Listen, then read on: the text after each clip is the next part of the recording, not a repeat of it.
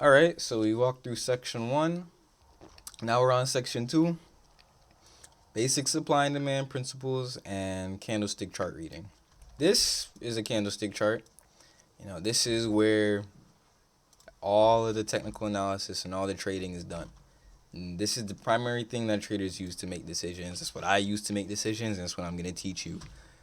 These are candles right here. This is volume.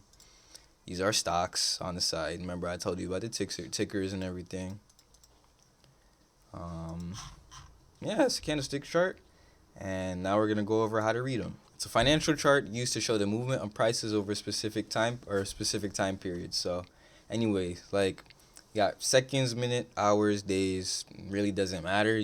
It's represented on a candlestick chart. You just have the ability to choose what time frame you want to actually look into.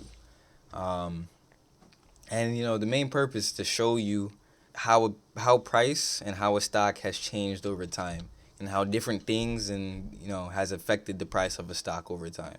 It shows the relationship between the amount of market participants who want to buy the stock and the participants selling a stock. In other words, it represents supply and demand in that specific stock.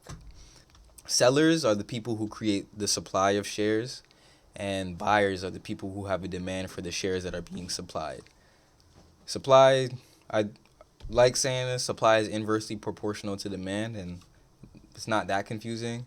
And it means that supply and demand, they never really equal each other. They're always moving in opposite direction, and they're never balanced. So when people are buying something or demanding something, and the stock price is going up, that means there's not a large enough amount of supplies or shares to sell the people that want to buy. So, supply, that's to supply what is available to buy, and demand is people that want to buy or the act of buying.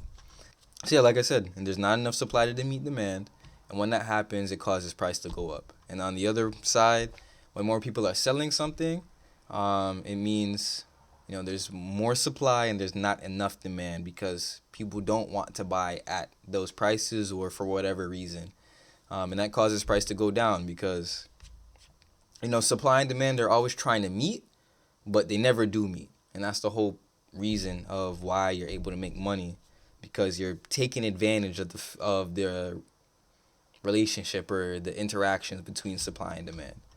And yeah, all of this is shown on a candlestick chart, and when participants do end up agreeing on something, that's when a trade is made. So, and here's one final example just to wrap it all up. And this one's gonna hit, and you're gonna understand it completely after I say this.